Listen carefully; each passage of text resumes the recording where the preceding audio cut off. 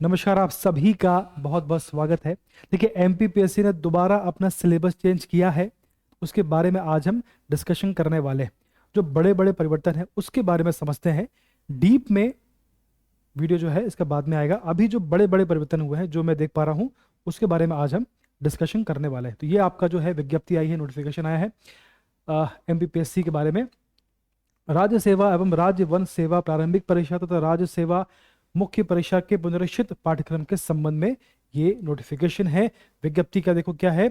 राज्य सेवा एवं राज्य वन सेवा प्रारंभिक तथा राज्य सेवा मुख्य परीक्षा 2024 से ये लागू होगा से प्रभावशील पुनरीक्षित परीक्षा योजना एवं पाठ्यक्रम आयोग की वेबसाइट पर दिनांक 18 जनवरी को ये प्रकाशित किया जा रहा है। यानी कि अभी जो आपका अप्रैल में जो आपका प्री होने वाला है उस तारीख से उसके बाद में जो आपका प्री होने वाला है और आपका जो मेंस होगा उसके साथ ही इस सिलेबस को लागू किया जाएगा। बात क्लियर है आपको। अब देखें इसमें जो बड़े बड़े परिवर्तन है उसके बारे में समझते हैं। जो आपका पहले सिलेबस था वहां पर आप देखेंगे उसमें देखो क्या इसमें क्या है, सेम सब कुछ वही है। आपका प्री होगा, मेंस पर आपका इंटरव्यू है। अब इसमें क्या परिवर्तन हुए हैं उनको हम समझेंगे बाद में। अभी आप सिलेबस पे आइए, है ना। सिलेबस देखते हैं अपन लोग। देखिए इसमें आपको जो सिलेबस है, राज्य सेवा प्रारंभिक परीक्षा पाठ्यक्रम 24 से प्रभावशील, है ना। साफ साफ लिखा है, इसमें आपको कंफ्यूजन की बात नहीं हो। प्रथम प्रश्न पत्र सामान्य अध्ययन, ये आपका है भारत का इतिहास। पहले वाले में क्या लिखा था, मध्य प्रदेश का इतिहास संस्कृति। यहाँ पे क्या लिखा है, भारत का इतिहास। अब देखिए इसमें संकल्पना विचार की बात हो रही है, मतलब इन्होंने काफी डीप में इतिहास को पढ़ने की बात कर रहे हैं यहाँ पर।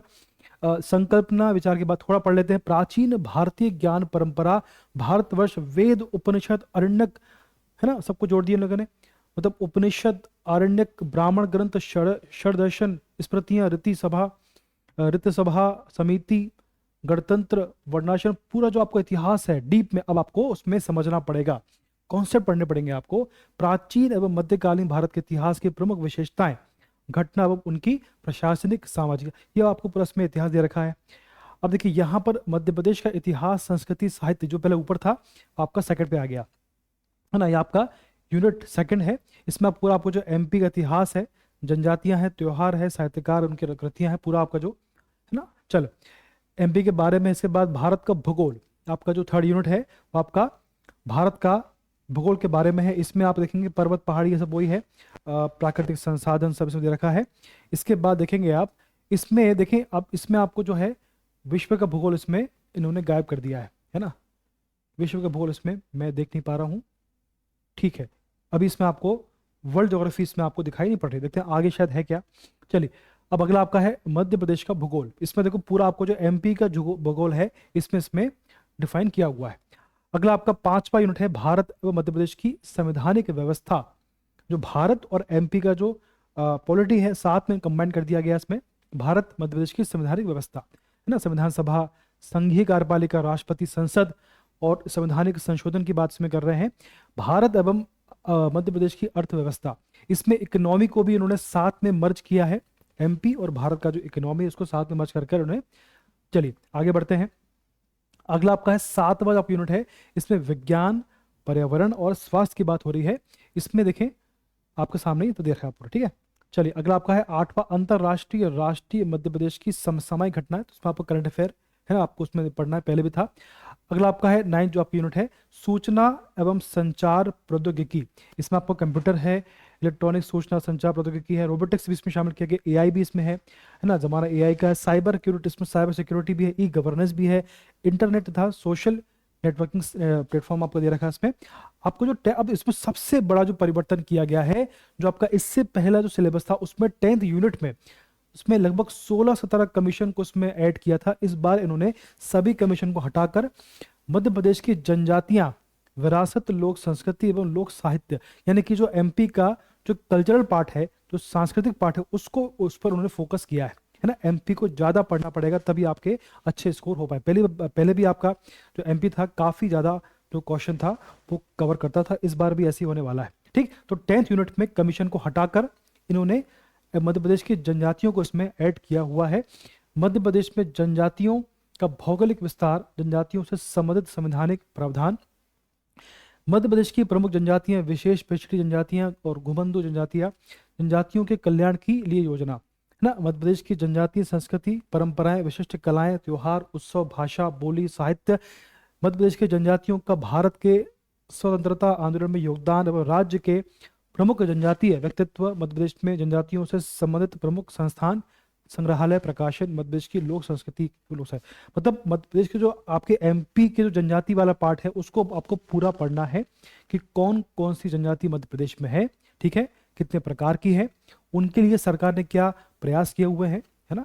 उसके बाद में उनके लिए हमारे मध्य प्रदेश में कौन कौन से संग्रहालय हैं, कौन कौन से संस्थान हैं, सब कुछ इसमें आपको पढ़ना है, ठीक है। चलो आगे बढ़ते हैं। अब आपका जो होता है ये आपका हो गया है 10 यूनिट।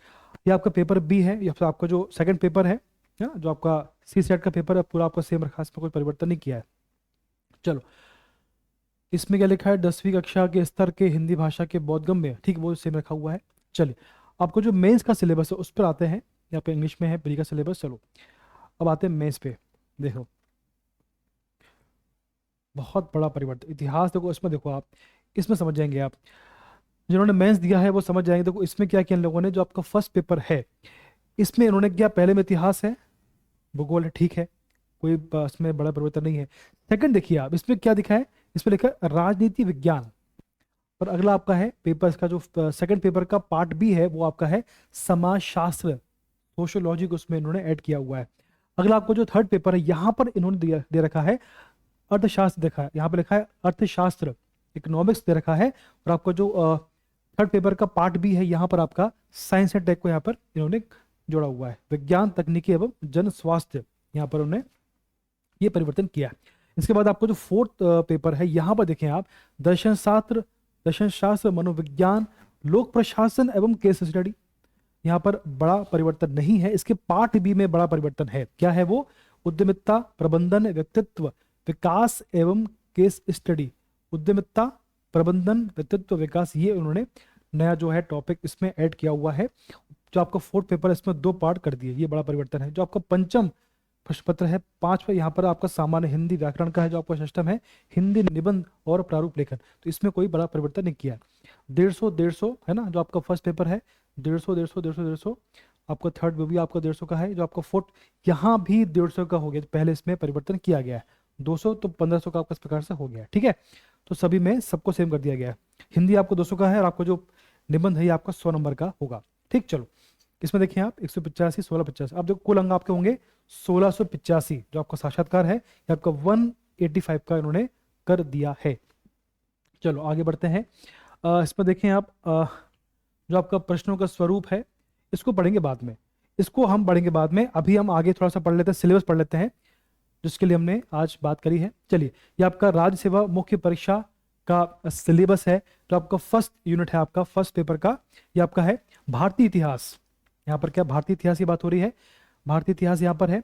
इसके बाद आपका यूनिट 1 है, इकाई 2 इसमें प्रागैतिहासिक काल, ये भी आपका इतिहास की बात हो रही है। जो आपका इकाई 3 है यहाँ भी आपका इतिहास ही है, और आपको जो 4th यहाँ भी आपका इतिहास है, ठीक। तो आपको 4 शुरुआत में इतिहास है। 5वां जो आपका है, 5वीं आपका यूनिट है, यहाँ पर मध्य प्रदेश की रियासतों की बात हो रही है। इसमें गोंडवाना, बुंदेली, बघेली, होलकर, सिंधिया, भोपाल, जो पहले की आपकी रियासत है उनको इसमें कवर वापस में रिपीट किया है। मध्य प्रदेश के जनजातीय नायकों का संघर्ष, इतिहास, योगदान, राजा शंकर शाह, रघुनाथ शाह, रानी दुर्गावती, भीमाजी नायक, खाजिया नायक, डंडिया, भील, गजन सिंह, कोरकू, बादल, बोई और पेमा फाले, इन्होंने अलग से नाम दे दिए हैं। इनको आपको, इनके जो योगदान है उनको आपको समझाना है, ठीक। चलो इसके बाद अगला आपका जो पेपर, जो आपका पेपर 1 का पार्ट बी की बात हो रही है। इसमें देखें भारत का भौगोलिक, भारत का भौतिक स्वरूप और जलवायु, यहाँ पर आपका भारत का पूरा आपके भूगोल की बात हो रही है। आपका जलवायु है, जलवायु आपको, अब आपको डीप में पढ़ना पड़ेगा। अभी तक आपने, यदि आपने उथला पढ़ा है तो आपको डीप में जाकर उसको समझना पड़ेगा, तभी आपसे क्वेश्चन बनेंगे। अल नीनो है, लानीना है, दक्षिण ढोलन है, पश्चिमी विक्षोभ है, हिंद महासागर है, द्विध्रुव है, जलवायु परिवर्तन के परिणाम, बहुत डीप में जाना पड़ेगा। भारत में मिट्टियां, है ना, इस प्रकार से। हालांकि बहुत ही बढ़िया सिलेबस लग रहा है मुझे। जो आपकी, अब देखो उसमें जो आपका सेकंड पेपर, मतलब फर्स्ट पेपर का जो आपका पार्ट बी है, तो उसमें आपका इकाई 1 आपका भूगोल है, भारत का भूगोल। आपको जो इकाई 2 है ये आपका भारत में कृषि जल संसाधन, इसमें कृषि भी है, कृषि वाला पार्ट है। यहाँ पर आपकी खाद्य सुरक्षा, यहाँ पर जल संसाधन का संरक्षण और इसमें बोला गया, ठीक है। चलो आपकी जो यूनिट 3 है पेपर 1 की पार्ट 2 में, भारत प्राकृतिक संसाधन एवं उद्योग। ठीक है, इसमें क्या देखा, वन संसाधन, ये आपका पार्ट हो गया, इसको पढ़ेंगे बाद में। अब अगला आपका जो फोर्थ पेपर, आपको जो फोर्थ यूनिट है इसमें, वो आपकी आपदाएं और तकनीकें। जो आपदाएं होती हैं उसमें कौन कौन सी तकनीकों का उपयोग होता है, भारत में प्राकृतिक खतरे और आपदाएं, ये आपको दे रखा है पूरा। पर्यावरण प्रदूषण है ना, किस प्रकार से होता है, उसके लिए क्या प्रयास है, कौन कौन से कारक उसमें जिम्मेदार हैं, सब प्रबंधन की बात भी हो रही है। चलो, भारत में जनसंख्या वृद्धि, संसाधनों पर जनसंख्या का दबाव, ग्रामीण शहरी प्रवासन। ठीक है, भूगोल में उन्नत तकनीकें, जो भूगोल में कौन कौन सी उन्नत तकनीकें जिनका उपयोग होना चाहिए या हो रहा है, उनके बारे में डिस्कशन होना चाहिए, इसमें होगा। चलो, अब आपका आता है आपको जो 5वीं यूनिट है मध्य प्रदेश का भूगोल। तो भी एमपी का जो भूगोल है, इन्होंने काफी इसको बड़े लेवल पे दिखाने का इसमें प्रयास किया ताकि इसको इस पर फोकस किया जाए। तो अगला आपका जो है मध्य प्रदेश का भूगोल, इसमें आपका क्या है, प्रमुख भू आकृतिक विभाग इसमें आ गया। फिर आपका इसमें आपका दिख रहा है मालवा पठार, इसमें जो आपका जो भू आकृतिक प्रदेश है, प्रमुख नदियां, उनकी सहायक नदियां, जलवायु, मध्य प्रदेश की मिट्टियां, है ना, प्रमुख फसलें, खनिज, उद्योग, जनसंख्या वृद्धि। इस प्रकार से आपका 5वां यूनिट पूरा एमपी के बारे में पूरा हो गया आपका। अब देखो अगला आपका है सेकंड पेपर। सेकंड पेपर आपका जो फर्स्ट वाला आपका जो पार्ट है, सेकंड पेपर में आपको जो फर्स्ट पार्ट है वो आपका है संविधान, शासन व्यवस्था, राजनीतिक एवं प्रशासनिक संरचना।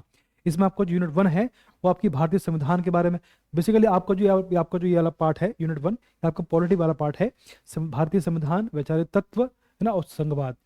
तो आपका यूनिट 1 है, ये आपका देखिए भारत निर्वाचन आयोग है, उसके बाद निरंतर महालेखा परीक्षक है, संघ लोक सेवा आयोग है, मध्य प्रदेश लोक सेवा आयोग और नीति आयोग। इस प्रकार से आपका आपका जो यूनिट 3 है, इसमें लोकतंत्र की विशेषता है, सामुदायिक आधारित संगठन है, बहुत ही सिस्टमेटिक सिलेबस कर दिया है, मीडिया की भूमिका, समस्याएं, और भारतीय राजनीतिक विचारक। अब देखिए भारतीय राजनीतिक जो विचारक थे आपके, इसमें भी इन्होंने ऐड किया है कौटिल्य, देवी अहिल्याबाई होलकर, महात्मा गांधी, जवाहरलाल नेहरू, सरदार वल्लभ पटेल, राम मनोहर लोहिया, डॉक्टर भीमराव अंबेडकर, पंडित दीनदयाल उपाध्याय, जयप्रकाश नारायण। ये आपके वही हैं, इनमें परिवर्तन नहीं हुआ है। तो आपकी यूनिट 4 है राज्यों का पुनर्गठन, 56 तथा मध्य प्रदेश का निर्माण, मध्य प्रदेश का विभाजन। तो इस प्रकार से जो एमपी का निर्माण कैसे हुआ है, इसका विभाजन कैसे, उसका अलग से उन्होंने यूनिट में कन्वर्ट किया। राज्यपाल, मध्य प्रदेश की विधानसभा, एमपी का उच्च न्यायालय, और जवाबदेही एवं अधिकार। इस प्रकार से आपका एमपी पूरा इसमें कवर है, पॉलिटी वाला पार्ट। अब देखिए इसमें जो आपका यूनिट 5 है, इसमें मध्य प्रदेश का प्रशासन है, मध्य प्रदेश में ग्रामीण स्थानीय स्वशासन है, उसके बाद राजनीतिक प्रदर्शन है, मध्य प्रदेश में राजनीतिक महिलाओं का योगदान, मध्य प्रदेश की राजनीति में सामसायिक मुद्दे। इस प्रकार से आपका एमपी वाला पार्ट है। अब देखिए इसमें आपको जो सेकंड पेपर का पार्ट बी है, इसका नाम है समाजशास्त्र, अलग से इन्होंने जोड़ दिया है, समाजशास्त्र की आधारभूत अवधारणा। इसको समझना पड़ेगा हमको, उसके बाद हम इसमें डिस्कशन करेंगे। ठीक है, समाज की भारतीय संकल्पना क्या है, समुदाय, संस्था, संघ, संस्कृति, मानदंड और मूल्य, सामाजिक समरसता के तत्व, सभ्यता, संस्कृति की अवधारणा, इसको समझना होगा। सामाजिक संस्थाएं क्या है, परिवार क्या है, शिक्षा क्या है, धर्म, वर्ण, ऋण और यज्ञ संस्कार, और इसमें अनुष्ठान की बात। तो आपका ये वाला पार्ट हो गया। भारतीय समाज में अगर आपका जो अगला यूनिट है, भारतीय समाज में विविधता और चुनौतियां, इसको ये आपको पढ़ना पड़ेगा। ठीक है, अगला आपका है ग्रामीण और नगरीय समाजशास्त्र। अब देखो समाजशास्त्र अलग है और ग्रामीण और नगरीय समाजशास्त्र अलग है, इसको आपको समझना होगा। ठीक है, अगला आपका है औद्योगिकरण, वैश्वीकरण, सामाजिक विकास और जनसंख्या। ठीक है, चलो अगला आपका देखें 5वां आपका यूनिट है मानव संसाधन विकास और सामाजिक कल्याण की योजनाएं। मतलब मानव कल्याण, विकास और सामाजिक कल्याण की जो योजना है, जो चल रही है, उनके बारे में आपको बताना है आपको कि भाई किस क्षेत्र में कौन सी योजना काम कर रही है और कौन सी आने वाली है। ठीक है, चलो ये हो गया आपका। अब आपका जो थर्ड पेपर है, इसमें क्या चेंज हुआ है, तो आपका थर्ड पेपर है, इसके 2 पार्ट हैं। तो पहले पार्ट में जो उसका हेडिंग है वो आपकी है अर्थशास्त्र, इकोनॉमिक्स। क्या है, भारतीय अर्थव्यवस्था के मौलिक पहलू, है ना, टॉपिक थोड़ा अलग है। भारतीय अर्थव्यवस्था की प्रमुख विशेषताएं, विकसित भारत, कृषि उद्योग, सेवा क्षेत्र का क्षेत्रीय योगदान, राष्ट्रीय आय की विभिन्न अवधारणाएं। ठीक है, पहले वाला ये। तो प्रमुख फसलें और उनका फसल पैटर्न क्या है, चुनौतियां, सरकारी पहल, कृषि मूल्य नीति, विपणन और वित्त, मूल्य वर्धन के लिए कृषि स्टार्टअप और कृषि प्रसंस्करण, भारत में औद्योगिक नीति, औद्योगिक विकास प्रकार से दे रखा है। ठीक है, उसका आपको जो इकाई 2 है कराधान और नीति प्रदेश है।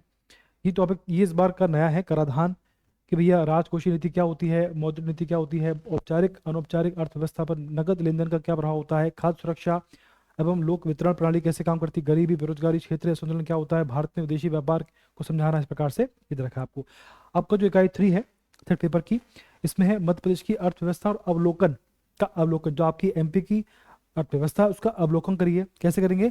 मध्य प्रदेश में राज्य घरेलू उत्पाद और प्रति व्यक्ति आय में वृद्धि करना, वृद्धि कैसे हुई। इसके बाद प्रमुख फसलें और फसल पैटर्न तथा जो, इस प्रकार से इसमें डिफाइन किया हुआ है, समझेंगे बाद में उसको।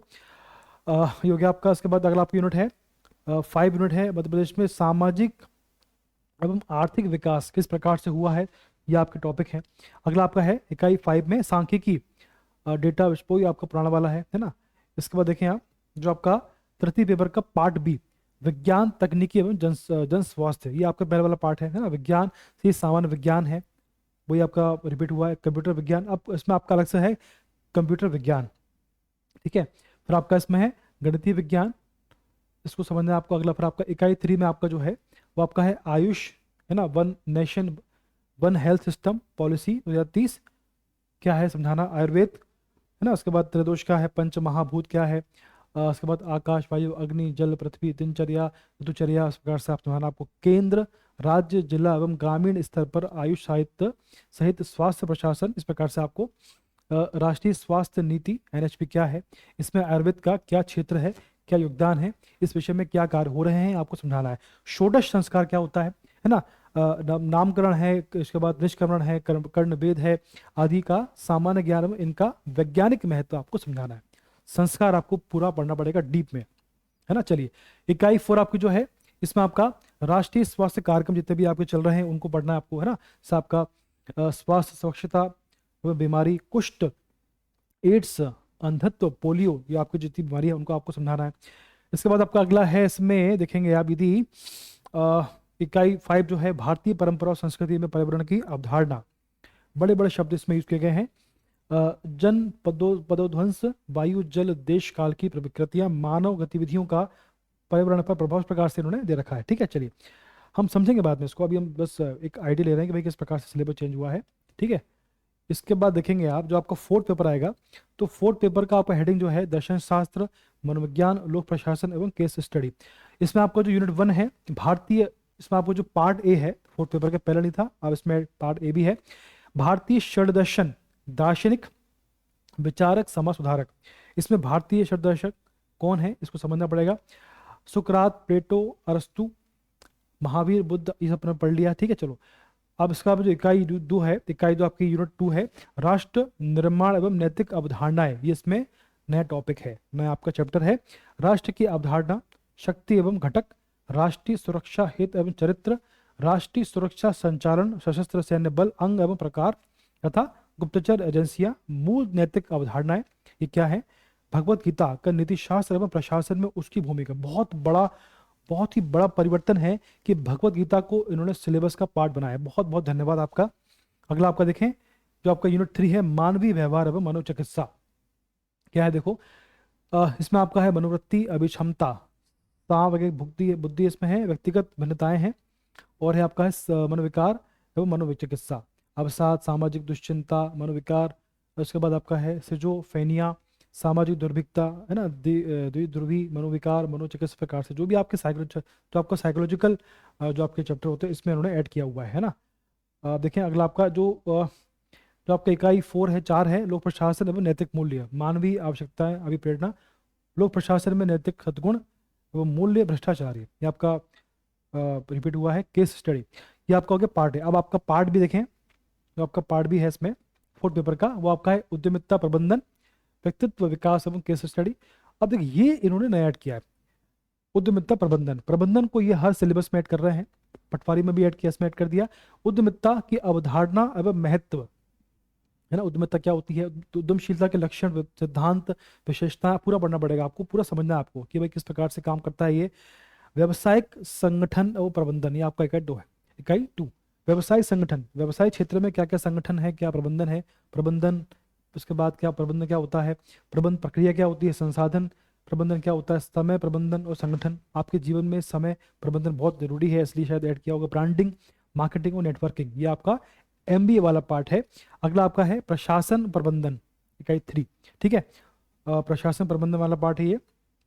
अगला है समग्र व्यक्तित्व विकास, इकाई 4, समग्र व्यक्तित्व राष्ट्रीय विकास और व्यक्तित्व विकास के विभिन्न घटक, सफलता की अवधारणा, सफलता प्राप्त करने में बाधाएं, सफलता के लिए जिम्मेदार कारक। बेसिकली समग्र व्यक्तित्व विकास, ये सभी बहुत से इसमें चैप्टर ऐड किया हुआ है। बेसिकली सिलेबस को इन्होंने प्रयास किया है कि ऐसा बन जाए कि जो अभी विद्यार्थी आ रहे हैं उनके जीवन में जो समस्या आ रही है उसको उसके माध्यम से दूर किया जा सके, है ना। मोटिवेशन प्राप्त हो, जो साइकोलॉजिकल समस्या आ रही है वो दूर हो सके, और जो व्यापार संबंधी समस्या आ रही है वो सब सभी चीज़ों के माध्यम से इसमें सफलता मिले। अगला आपका है असफलता से सीखना। उसके बाद सरकारी योजनाओं का क्रियान्वयन कैसे हो, निम्नांकित मुद्दों से संबंधित तथ्य दृष्टिकोण, है ना। इसके बाद और इनके बारे में केस स्टडी, उसका आपको समझाना है। ठीक, ये आपका हो गया फोर्थ पेपर। इस प्रकार से 5 है, तो 5 तो आपको पुराना ही है, इसमें कोई परिवर्तन नहीं हुआ है। बड़ा जो मेन तो वही है आपका, और आपका 6 है। इस प्रकार से तो भैया हमने आज जाना कि MPPSC का सिलेबस चेंज हुआ है। आपके पास सिलेबस की कॉपी आ चुकी होगी, उसको देखिए, समझिए, बार बार पढ़िए। सिलेबस बहुत, देखिए जो एग्जाम की आप तैयारी कर रहे हो उसका सिलेबस आपको पता होना बहुत ही जरूरी है, आवश्यक है। तो अब तक आपने सिलेबस नहीं देखा है तो कोई बात नहीं, अब नया सिलेबस पढ़िए जिसकी आप तैयारी कर रहे हो। ठीक है, हम दोबारा इस पर डिटेल्ड जो आपका वीडियो है उसको लेकर आएंगे। अभी हमने बेसिक जो आपका आइडिया समझा कि भाई किस प्रकार से आपका सिलेबस चेंज हुआ है। ठीक है, चलिए, धन्यवाद, बेस्ट ऑफ लक, पढ़ते रहिए।